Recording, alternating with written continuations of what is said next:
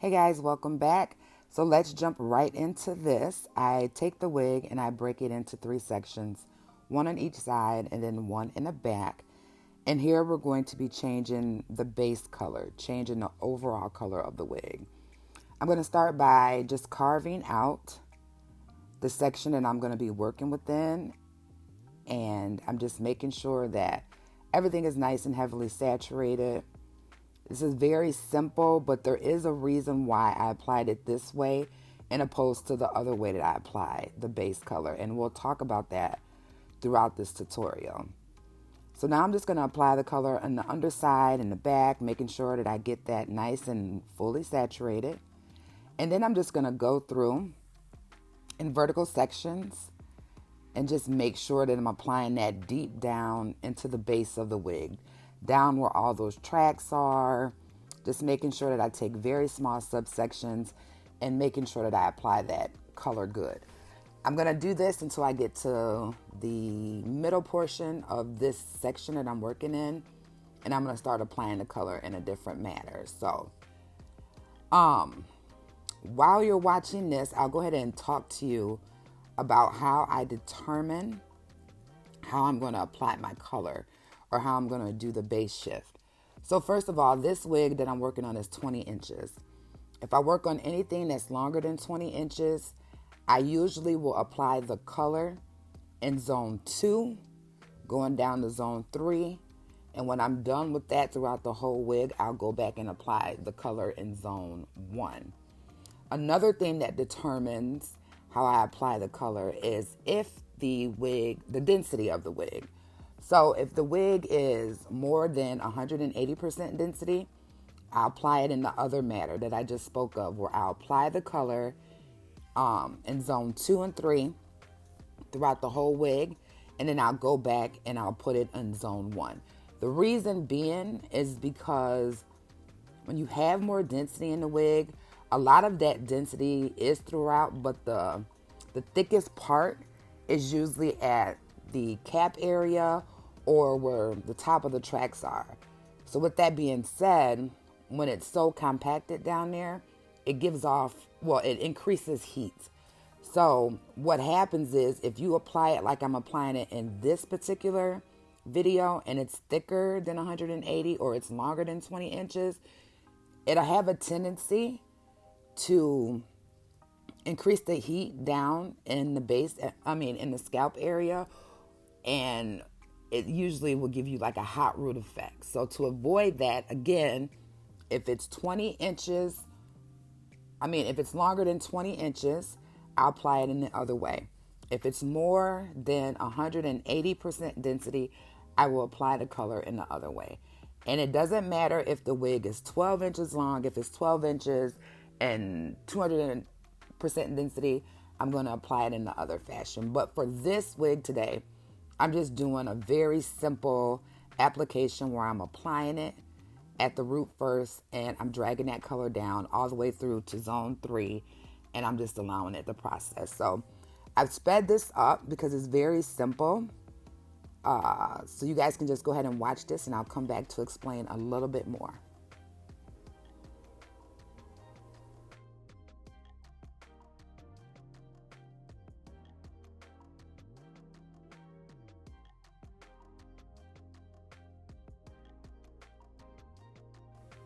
All right, so now we're here at the top of this section, and I did the same thing on the other side.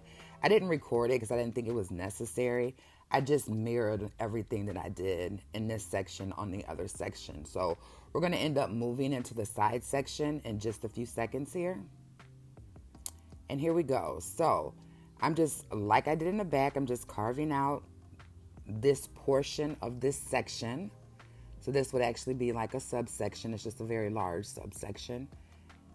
And I'm making sure I get deep down into the base of that wig. Sometimes if we don't put emphasis in putting the color down at that base, when it's all done and when everything's all rinsed out, we go back and we see like a lot of spots that we missed. So I'm just very cautious of that.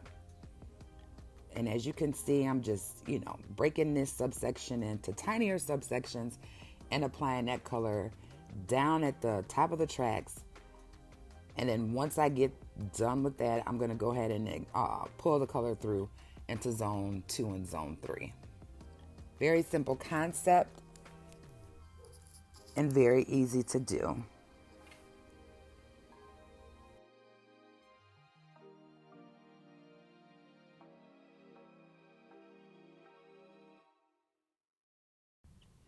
All right, guys, so I want you to see how fast this color is starting to oxidize and starting to process. As you can see, the areas where I first applied the color, it's already starting to lift. So I am working fast because I don't want it to be spotty whatsoever. So as I prepare the next subsection within that section, I'm going to carve out the front portion of this wig and just clip this out of the way as I work through this next subsection.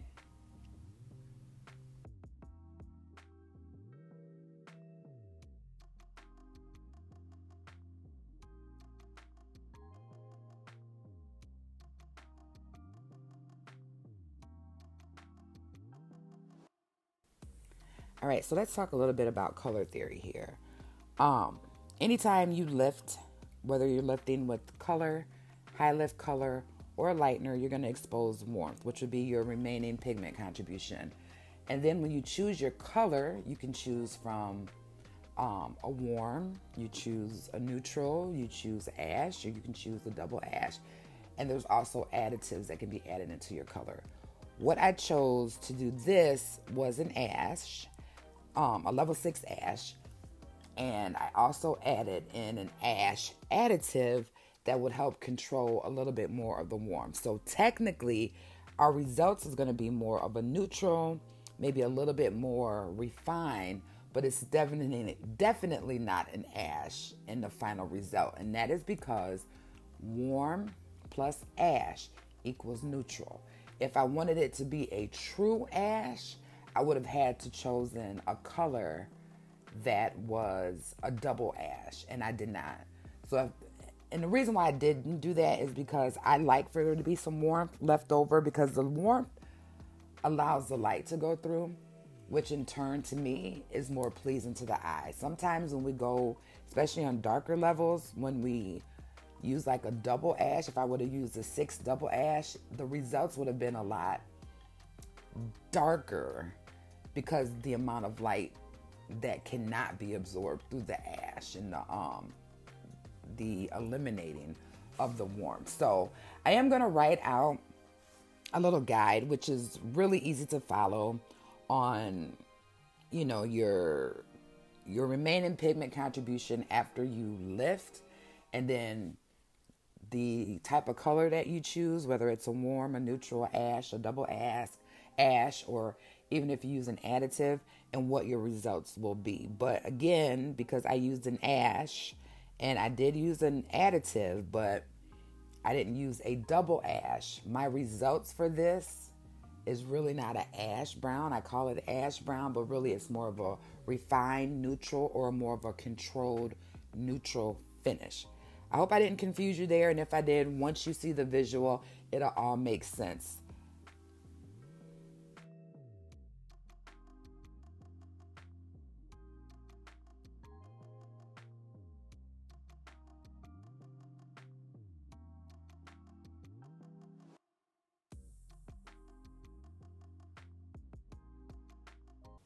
All right, guys, so let's go ahead and get started with our second process. This is where I'm going to be applying the highlighted section. So I am using medium weaves and I'm using Matrix. This is the Light Master, and I've mixed this with 10 volume. And right here, as you can see, the lightener is like way too thick. So I had to go back, add some more developer to the mixture I already mixed up, and I'm just applying that mixture, which is a lot thinner, to this section. So I'm going to do 3 medium weaves going up the back area and then 3 on each side. And you will see that as this continues to go along. So the main thing here is just make sure, again, that your saturation is heavy, that you're taking the time to move that hair around, so that you make sure everything is nice and even. Also, as you can see here, I added another foil. just so that I'm not doing a whole bunch of folding in my foils, because that can sometimes cause like shallow spots. So I kind of double up on the foil, and we're just going to cover it up, and we're going to move on to the next section.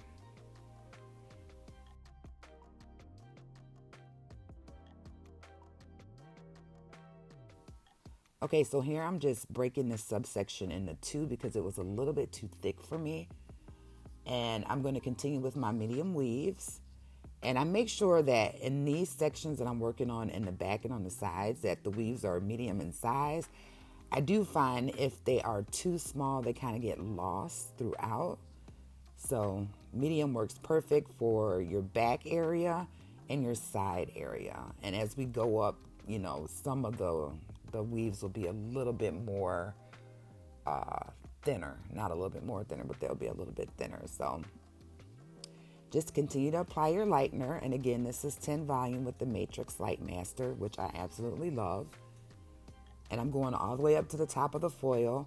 And I'm not as precise as I would be, because I know I'm going to go in with a root shadow and it's going to cover up any issues or any problems that I've caused by not being more accurate with my application. So, and then make sure you get your ends. And if you do, one of the things that I do is anytime I fold hair up when I'm foiling, I just make sure that I apply a lot of lightener in that section so that it, is able to process evenly. So I'm just going to speed this up and work through this last section. Now, I'll be honest with you guys, doing this with your hand can be a little bit tedious. I do like working with the board, but when I started working on this wig, I did not know where my board was. So I had to use my hands. So now we're here on the side section. Now this can be a little bit tricky, only because of the tracks being in there. If it was a full lace wig, it wouldn't be tricky at all. But because it's a lace front wig and you have the tracks present, it can make it a little bit tricky. But try your hardest to be as accurate as possible when you're doing your parting and parting out your subsections. And just be mindful of that, because it can be just a little bit tricky trying to get that diagonal parting. And I'm still working with 10 volume and going ahead and applying that nice and heavy and nice and saturated. And we're going to do 3 up the sides, and we're going to make sure that we're using a diagonal placement.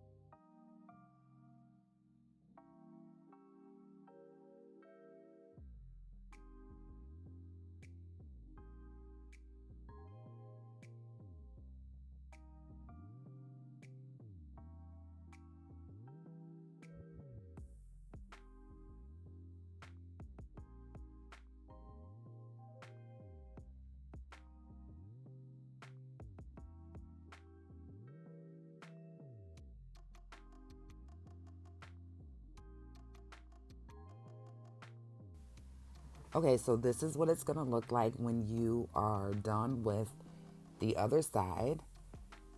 So when this is done, you will have 3 foils going up the back. You will have 3 going on a diagonal up the right side and 3 going up on a diagonal on the left side.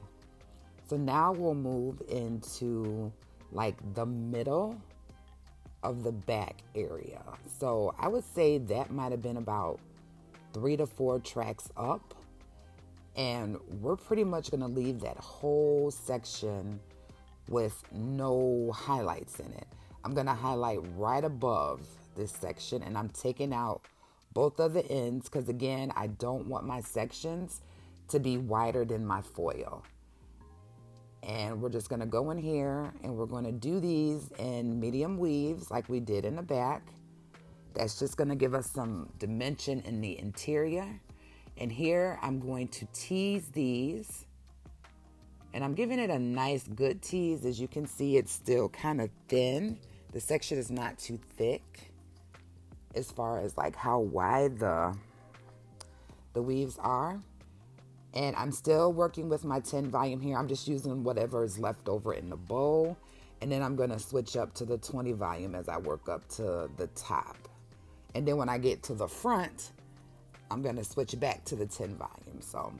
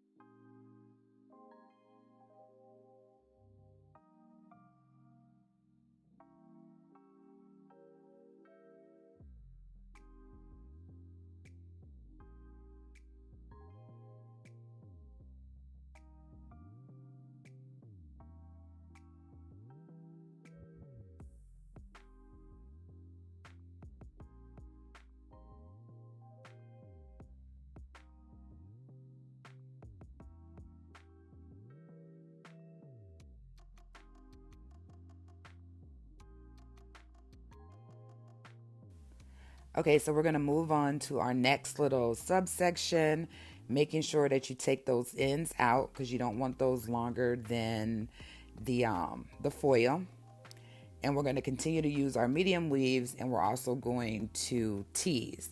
Now, what I want to make sure that I, say is that when you're doing a look like this, you want to make sure that you're not overlighting the wig. Like, we can get so caught up in how many highlights and how many foils that we put in, but sometimes you have to, think a little bit differently and just think about how much depth that you want to remain in this. And, when you have more of the dark sections, it actually makes the lighter sections pop more. So just continue to think about, instead of how many highlights you're going to put in, think about how much depth that you want to have in your overall look.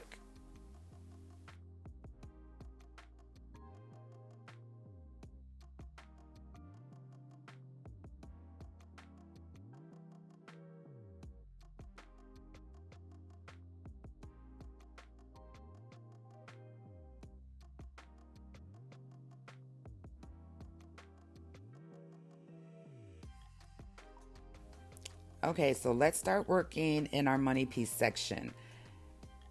So I'm just going to establish where my money piece will be applied and the sides of the money piece will be applied. So I'm just going to go ahead and part this off and clamp it out the way and do the same thing on the opposite side.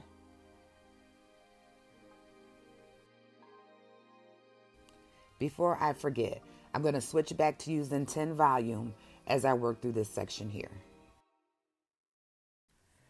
Okay, so now we're going to be working on the side of our money piece. And I'm going to be using pivoting, almost like pie sections, as I go throughout this section. And I'm going to apply 4 foils in this area right here.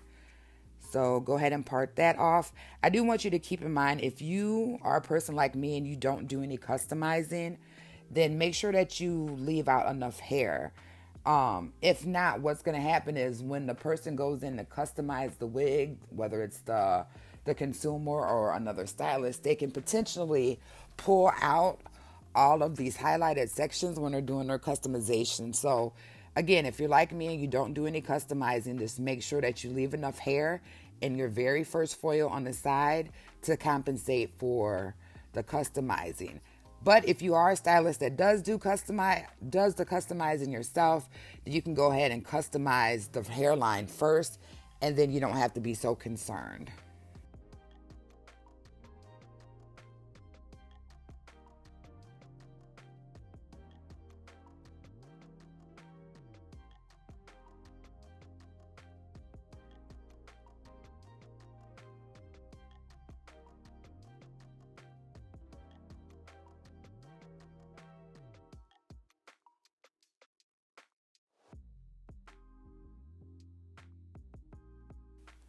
So working on a diagonal will always give you a softer result. I have actually done this and I just went straight, vertical. And to me, when you do it on the diagonal and you're using the pivoting pie sections going up, it just gives it a softer look overall.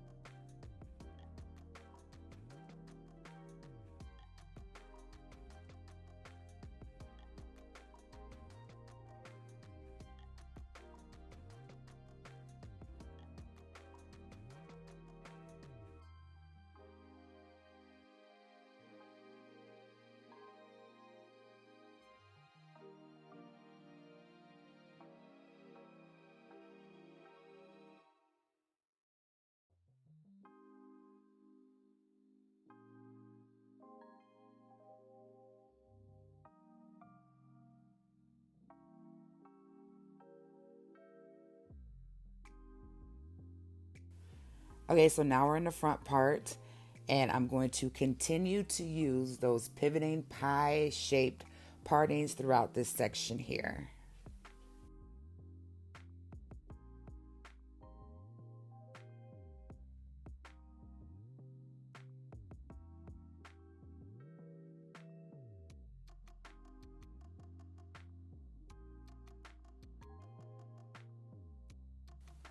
Here's where things are going to change a little bit. I'm going to make sure the very first weave is a lot wider than the other weaves. So as you can see, that very first section there is a lot wider than the other three weaves, as you can see.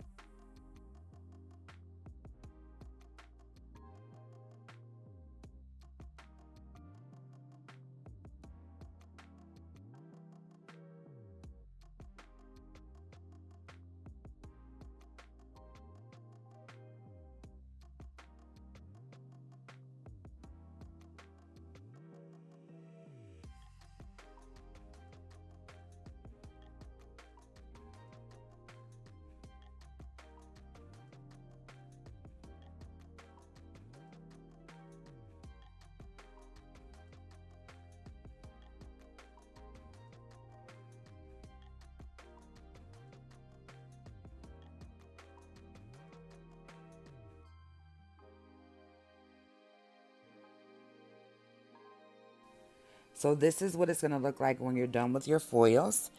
And now we're going to work on connecting your money piece with the crown section. So we always want to make sure that we're leaving something behind the money piece for that money piece to pop off of. So that's where you see me carving out, and it's not a very wide section. I would say it's less than an inch in width. And that section right there, we don't want to put anything there. That's what's going to make that money piece pop. So right behind that, I'm going to go ahead and part off, and I'm going to create the next little highlighted section. And we're going to tease this quite a bit because we don't want anything too heavy. This is what's going to connect that front to the crown, but it's also going to give us a little bit of shimmer throughout, the crown section and the back. So I'm not being too aggressive with using a high volume developer. I'm not being aggressive with the placement either. This is where I want stuff to be nice and soft. Hence the reason why, I did a smaller section to connect, and I also did the teasing. So here I'm just going to continue in that crown section doing medium weaves, and I'm doing quite a bit of teasing because, again, we just want this to almost be like shimmery looking. We don't want it to look too aggressive.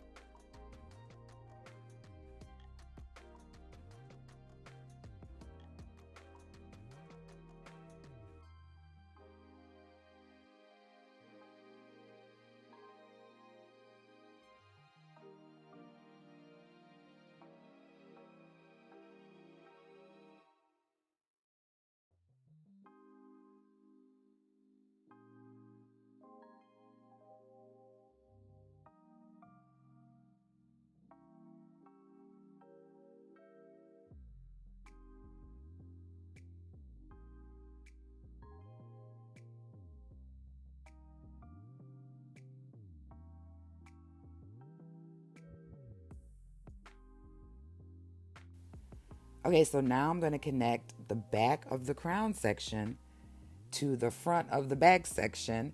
And here I'm just going to do another teasy light. I'm just going to pop that in. We're still using our 20 volume developer with the Light Master lightener. And you can see it's not real thick.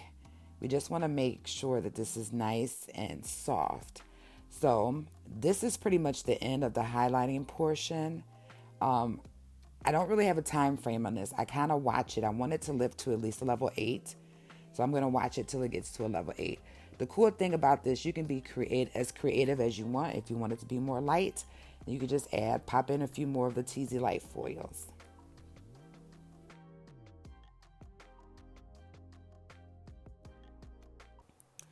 Okay, so let's get started with the toning section of the tutorial. Here's our sectioning.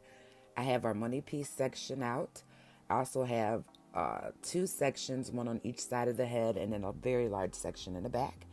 So we're going to start with our root shadow or our root smudge.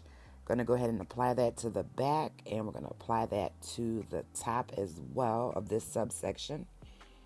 And we're also going to be applying our mid-tone shade. So what I want you guys to keep in mind throughout this tutorial is that when you see the rainbow brush, that's me using the darkest color or the root shadow color. And then when you see me using the pink brush, that's me using the mid-tone, or if you want to call it a global tone, just to keep you kind of on track throughout this tutorial.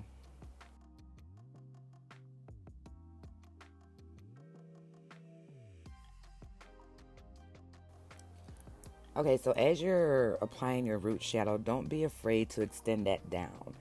Um, I'm using Shades EQ, and when you're using Shades EQ, it's so transparent that if you're formulating at the right level for what you're trying to accomplish, you will not have to worry about it pulling too dark. It's just super translucent. Now, if I was using something like Matrix or Wella, then I would have to be a little bit more on point. I probably would not have chosen to mix the 4 and the 6 together because that would have been a little bit too dark for a root shadow.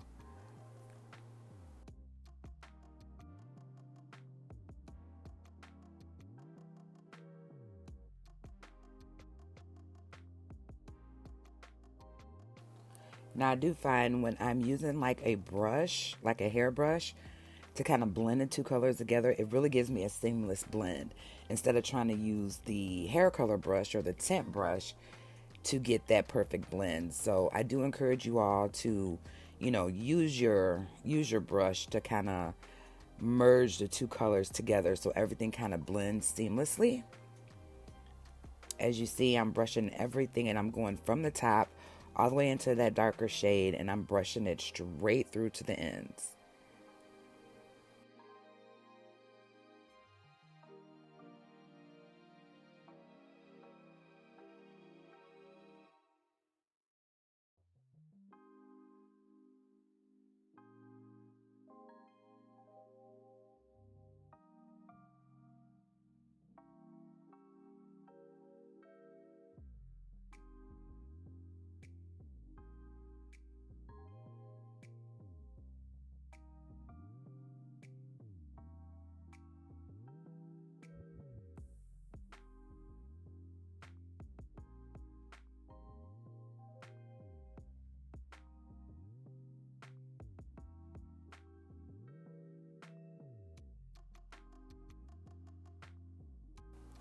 Okay, so remember when we did our highlight placement and we left that very large section without any highlights in it? Now I'm toning in this section. So as I mentioned before, the rainbow brush is our darkest shade, our 4 and 6 ABN, Reckon Shades EQ, and I'm pulling that completely throughout this section. And this is going to give us that contrast or that depth that we need to make everything else pop.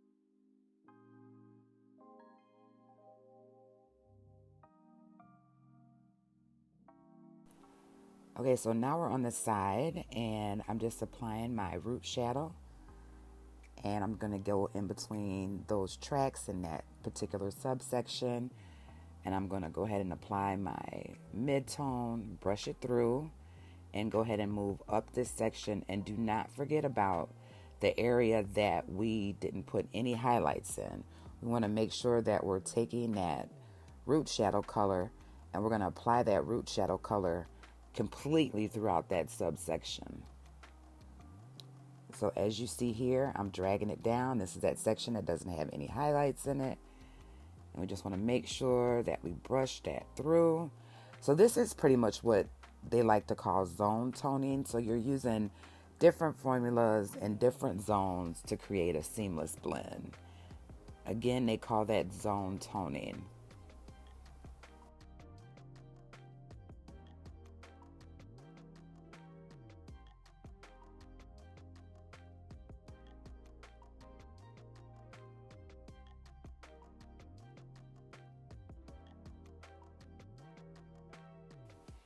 Okay, so as I move up the head, I'm also going to, in the very front part, if you kind of watch how I apply it, I'm not going to be dragging the very, very front part of the subsection that I'm working in. I'm not dragging it down as far.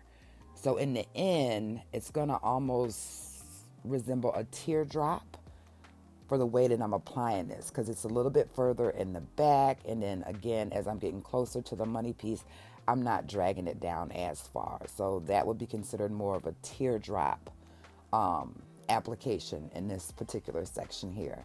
And when we're all done, we're going to just mirror exactly what we did on the opposite side.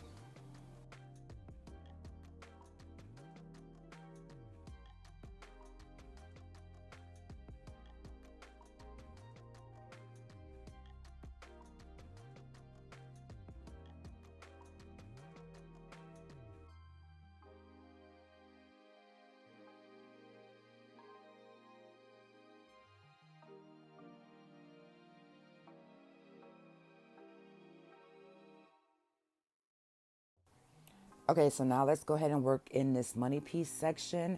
I'm just going to do a root tap. If you watch the brush, I'm just tapping that color right down at the roots, and I'm not doing any form of dragging or smudging. I just want this to basically just clean up any of the mistakes that could have been made during the lightening process, if we had any bleeders or anything like that.